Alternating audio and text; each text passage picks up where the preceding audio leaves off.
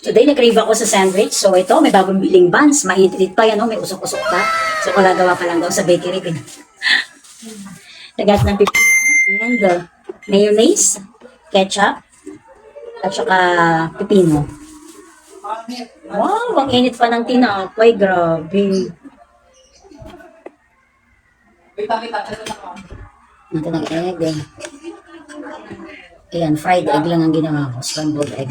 Parang ang sarap kasi ng sandwich today.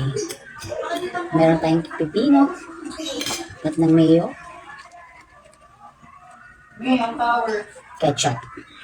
So, to satisfy our cravings. Ayan, try ko nga kung masarap yung ginawa ko. Cucumber lang to at saka mayo, ketchup, and scrambled egg. Parang masarap din naman.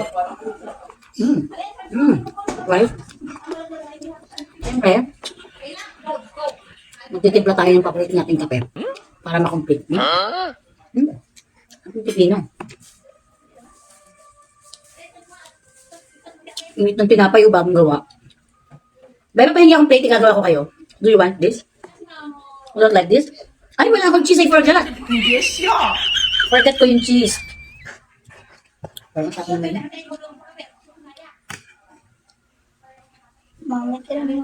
Egg. Cucumber.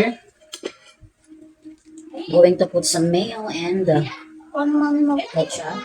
And, bebe, paki-open ng cheese. Ayan. And cheese. We add some cheese, bebe.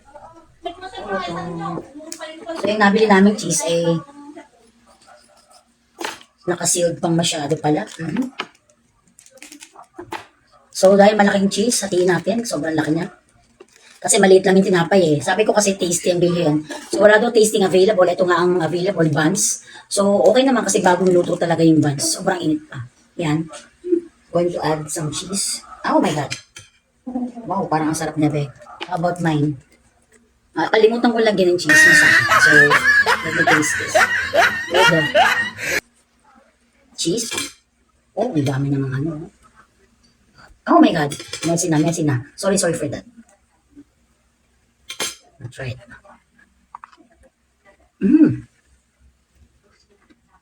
Ang dami si Marap. Lang tayo guys. Let's siya.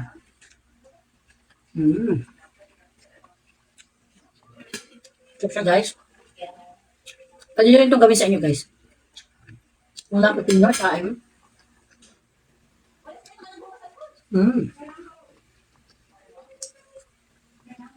Sarap guys.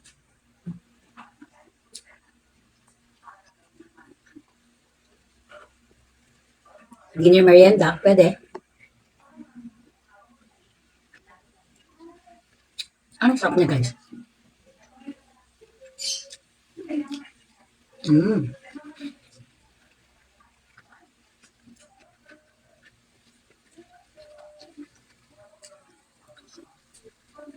So, marami tayong magagawa pala.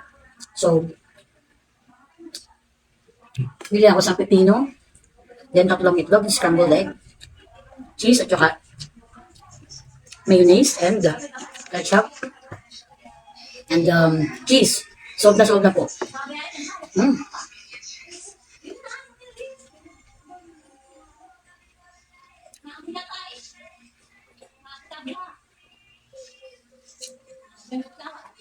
And you can still add more ketchup and mayo if you want.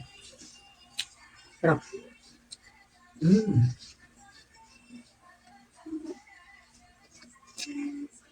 Oh, nakaubos na ako ng isa and siyempre gagawa ko rin yung aking mga dagwa. So, inikman ko na kung masarap.